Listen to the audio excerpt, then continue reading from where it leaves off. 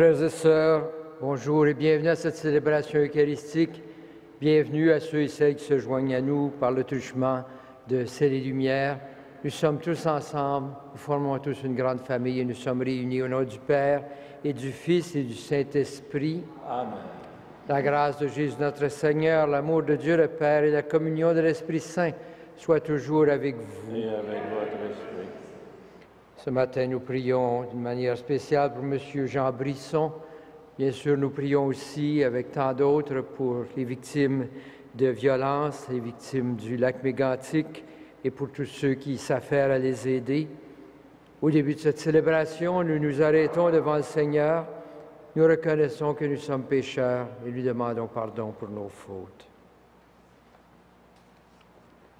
Seigneur Jésus, envoyé par le Père, tu nous appelles à suivre la lumière de Dieu. Prends pitié de nous. Prends pitié de nous. Ô Christ venu dans le monde, tu nous appelles à être sel de la terre, lumière du monde. Prends pitié de nous. Prends pitié de nous. Seigneur Jésus, élevé dans la gloire du Père, tu nous fais les humbles messagers de la bonne nouvelle. Prends pitié de nous. Prends pitié de nous. Que Dieu Tout-Puissant nous fasse miséricorde, qu'il nous pardonne nos péchés et nous conduise à la vie éternelle. Amen. Prions le Seigneur. Dieu qui peut mettre au cœur de tes fidèles un unique désir, donne à ton peuple d'aimer ce que tu commandes et d'attendre ce que tu promets, pour qu'au milieu des changements de ce monde, nos cœurs s'établissent fermement là où se trouvent les vraies joies, par Jésus-Christ notre Seigneur, qui vit et règne avec toi dans l'unité du Saint-Esprit pour les siècles des siècles. Amen.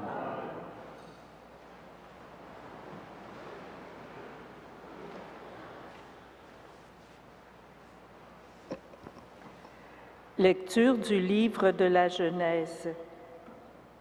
Jacob partit pour l'Égypte avec tout ce qui lui appartenait.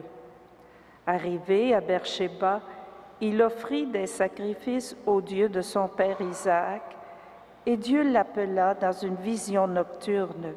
« Jacob, Jacob !» Il répondit, « Me voici. » Dieu reprit, « Je suis Dieu, le Dieu de ton père. Ne crains pas de descendre en Égypte, car là-bas je ferai de toi un grand peuple. Moi, je descendrai avec toi en Égypte. Moi aussi, je t'en ferai remonter et Joseph te fermera les yeux. » Jacob partit de Beer-shéba. Ses fils l'installèrent avec leurs jeunes enfants et leurs femmes sur les chariots que Pharaon avait envoyés pour les prendre. Ils emmenèrent aussi leurs troupeaux et les biens qu'ils avaient acquis au pays de Canaan. C'est ainsi que Jacob se rendit en Égypte avec toute sa descendance. Il amena en Égypte avec lui ses fils et ses petits-fils, ses filles et ses petites-filles, bref, toute sa descendance. Il envoya Juda en avant vers Joseph pour préparer son arrivée dans le pays de Goshen. Quand ils furent arrivés, Joseph fit atteler son char et monta à la rencontre de son père Jacob. Dès qu'il le vit, il se jeta à son cou et pleura longuement dans ses bras. Jacob dit à Joseph, « Maintenant que j'ai revu ton visage, je puis mourir parce que tu es vivant. » Parole du Seigneur.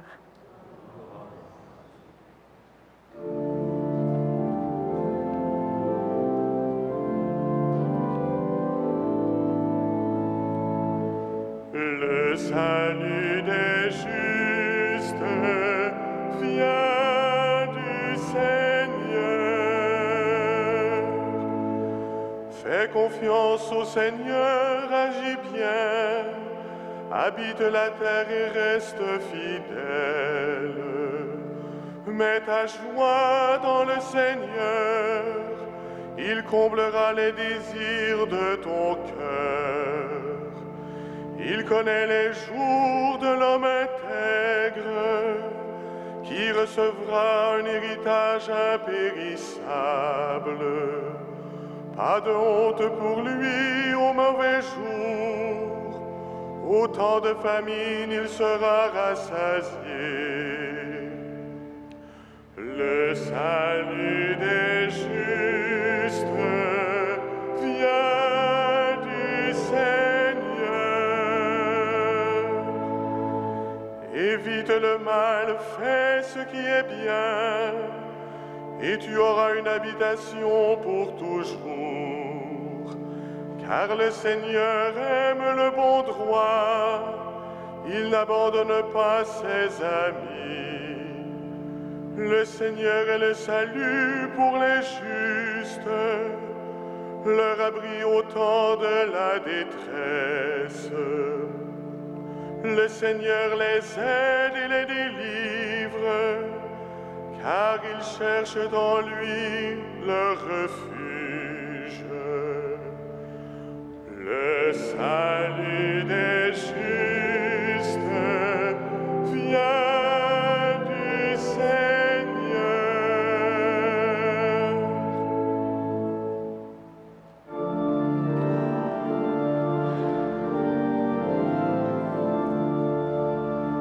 Alléluia, Alléluia, Alléluia,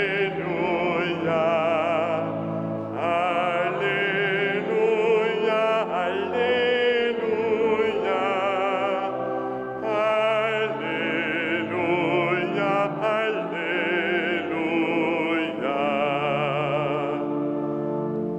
Donne-nous, Seigneur, l'esprit de vérité, qu'il nous guide vers la vérité tout entière.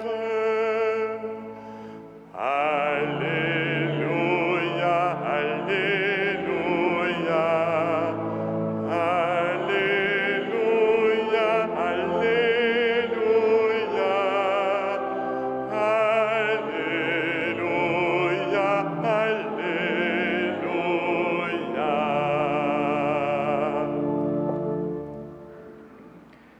Le Seigneur soit avec vous.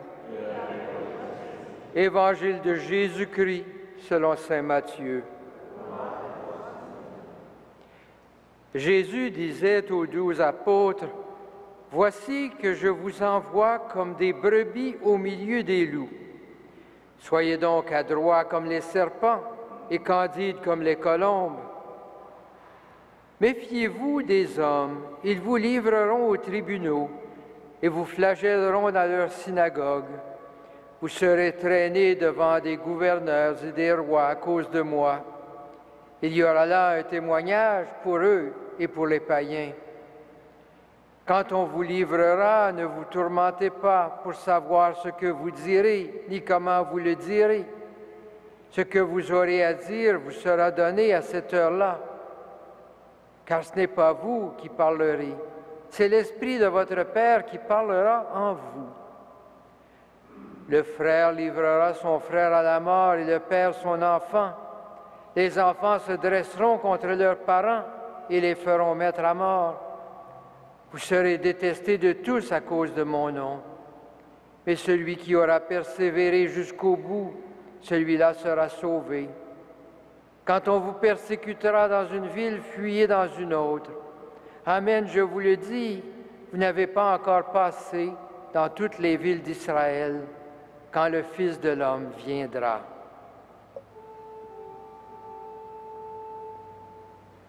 Acclamons la parole de Dieu. Louange à toi, Seigneur Jésus.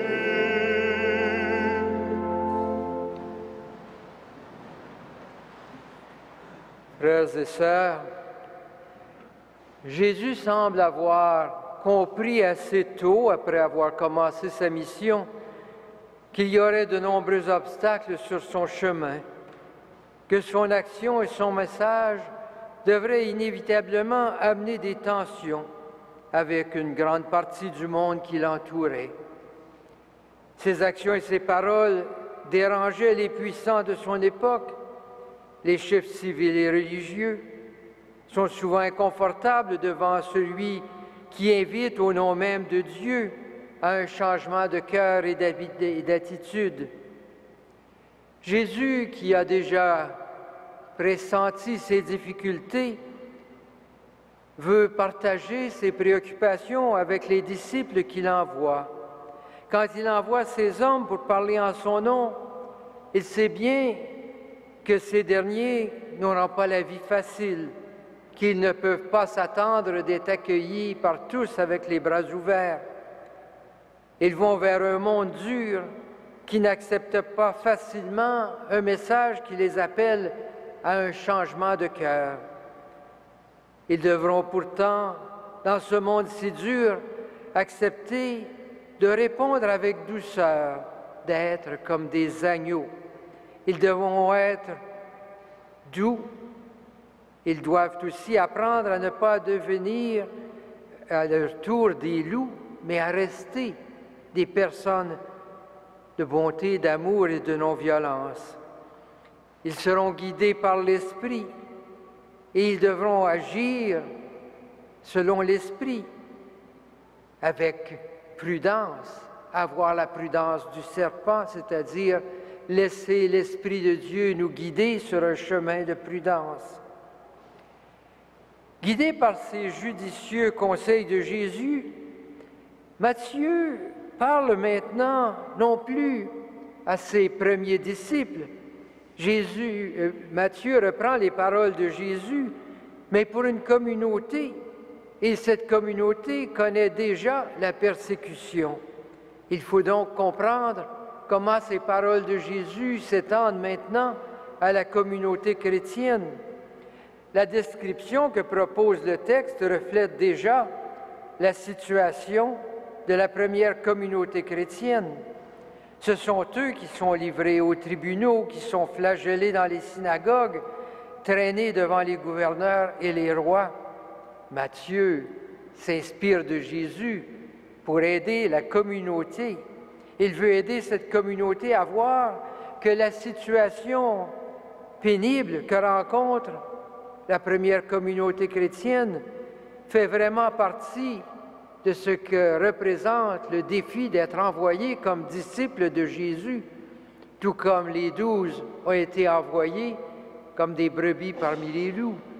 Cette première communauté est au milieu du monde dans un contexte difficile. Aussi difficile que soient ces temps de persécution, ils font partie de la vie de ceux et celles qui se sont mis à la suite du crucifié. Et Matthieu leur rappelle que Jésus, d'une certaine façon, avait déjà prévu ces situations difficiles. Si certains chrétiens vivent encore aujourd'hui des situations un peu semblables de persécution, un grand nombre de chrétiens, comme nous, avouons-le, vivent dans ces situations moins dramatiques. Mais le défi que nous présente ce texte n'est pourtant pas moins grand.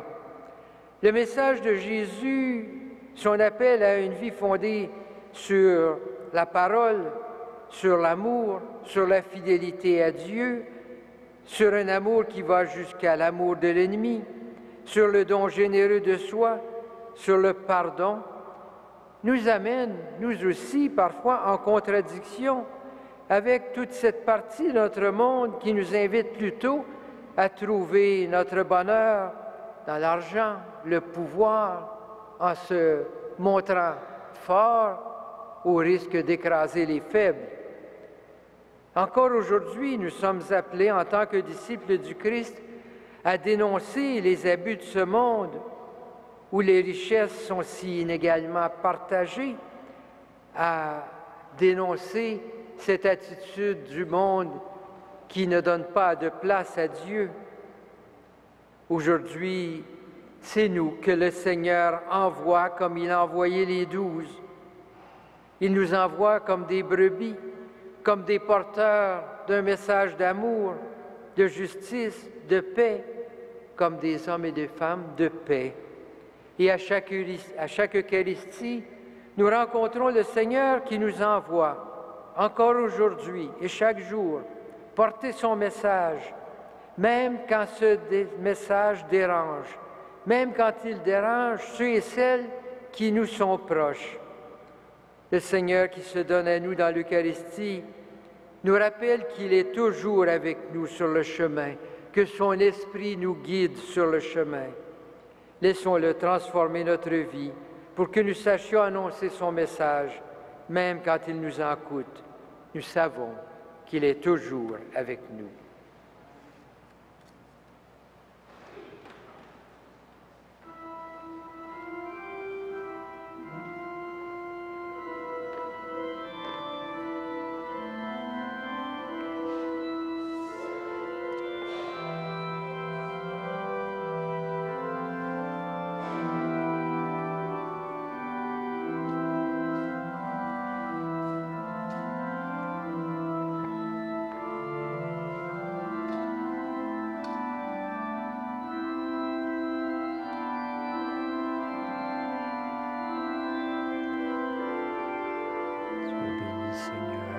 Dieu de l'univers, toi qui nous donnes ce pain, fruit de la terre et du travail humain, nous te représentons que ce pain soit pour nous le pain de la vie.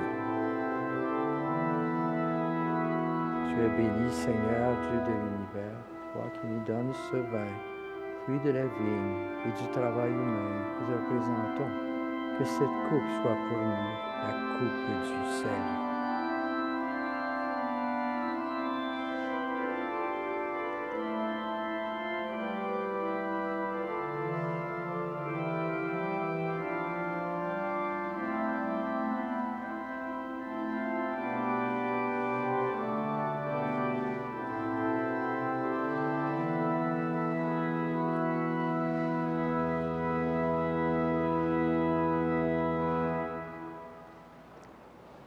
Prions ensemble au moment d'offrir le sacrifice de toute l'Église. Pour la gloire de Dieu, le salut du monde.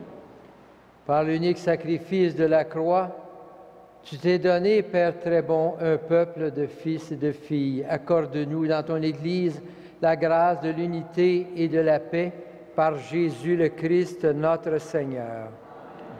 Le Seigneur soit avec vous. Élevons notre cœur. Nous tournons vers le Seigneur. Rendons grâce au Seigneur notre Dieu. Cela est juste et bon. Vraiment, Père très saint, il est juste et bon de te rendre grâce, toujours et en tout lieu, par ton Fils bien-aimé Jésus-Christ, car il est ta parole vivante, par qui tu as créé toutes choses. C'est lui que tu nous as envoyé comme Rédempteur et Sauveur, Dieu fait homme, conçu de l'Esprit Saint, né de la Vierge Marie, pour accomplir jusqu'au bout ta volonté et rassembler du milieu des hommes un peuple saint qui t'appartienne. Il étendit les mains à l'heure de sa passion, afin que soit brisée la mort et que la résurrection soit manifestée. C'est pourquoi, avec les anges et tous les saints, nous proclamons ta gloire en chantant d'une seule voix.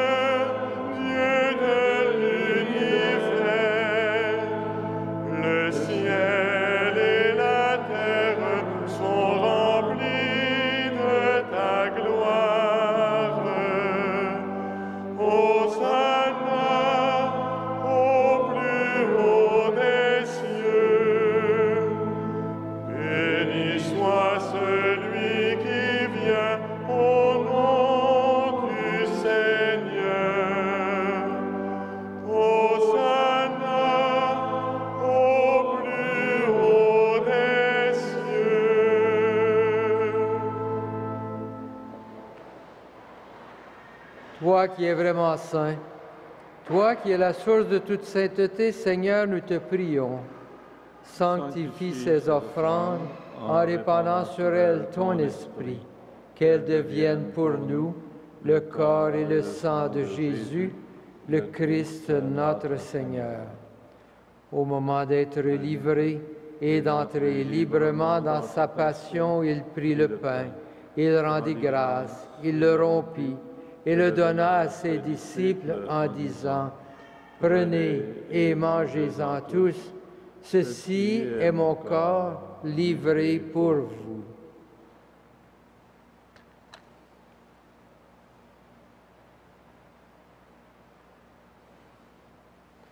De même, à la fin du repas, il prit la coupe. De nouveau, il rendit grâce et la donna à ses disciples en disant, « Prenez et buvez-en tous, car ceci est la coupe de mon sang, le sang de l'alliance nouvelle et éternelle, qui sera versé pour vous et pour la multitude en rémission des péchés. Vous ferez cela en mémoire de moi. »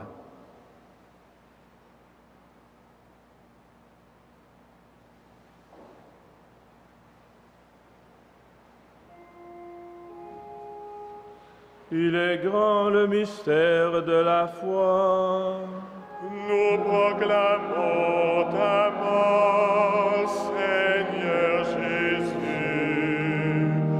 Nous célébrons ta résurrection. Nous attendons ta venue dans la gloire.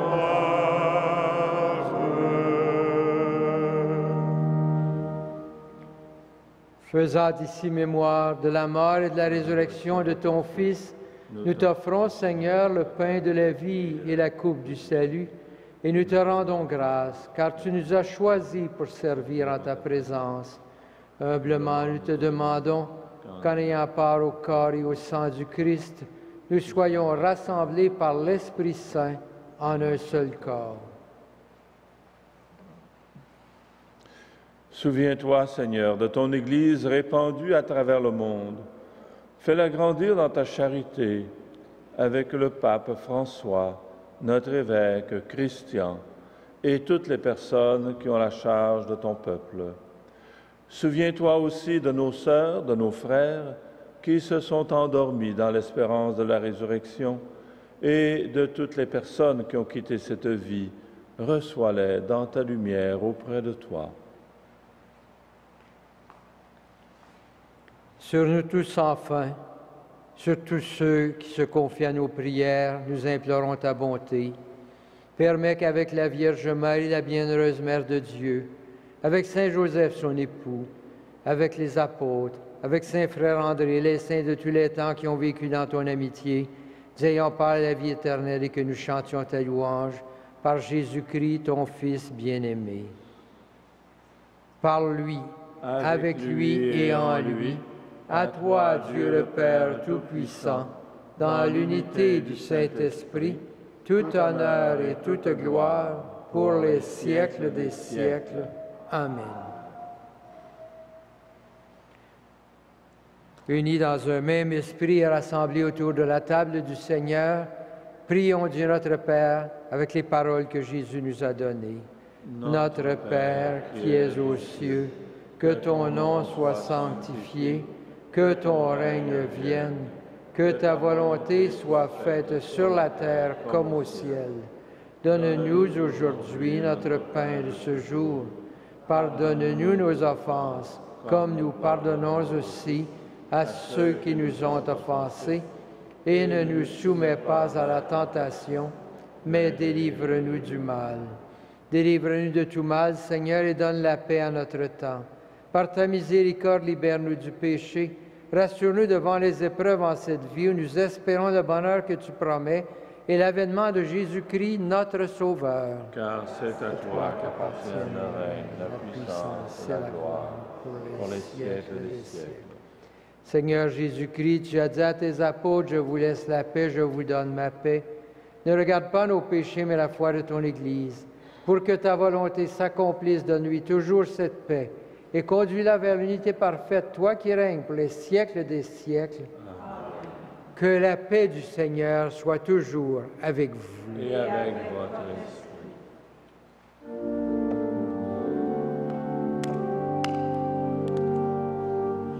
Agneau de Dieu, qui enlève le péché du monde,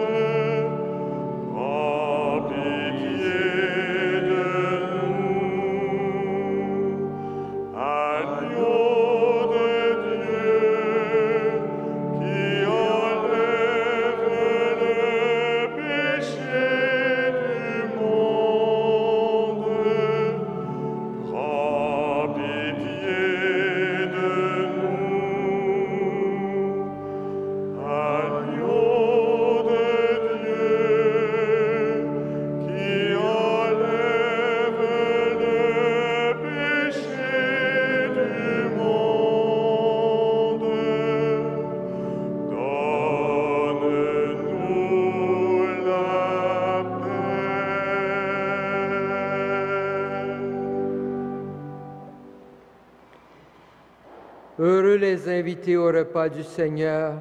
Voici l'agneau de Dieu qui enlève le péché du monde. Seigneur, je ne suis pas digne de te recevoir, mais dis seulement une parole et je serai guéri.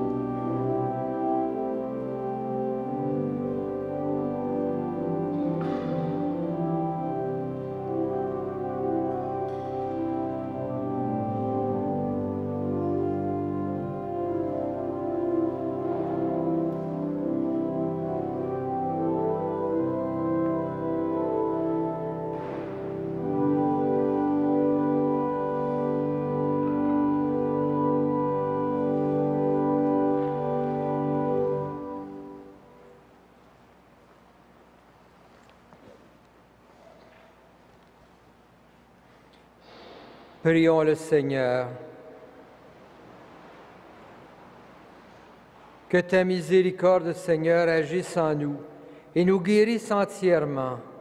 Transforme-nous par ta grâce et rends-nous si généreux que nous puissions te plaire en toutes choses, par Jésus-Christ notre Seigneur, qui vit et règne avec toi dans l'unité du Saint-Esprit pour les siècles des siècles. Amen.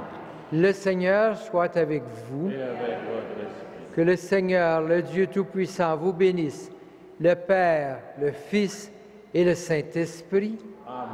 Frères et sœurs, que Saint Joseph et Saint Frère André vous accompagnent au long de ce jour. Allez dans la paix et dans la joie du Christ. Nous rendons grâce.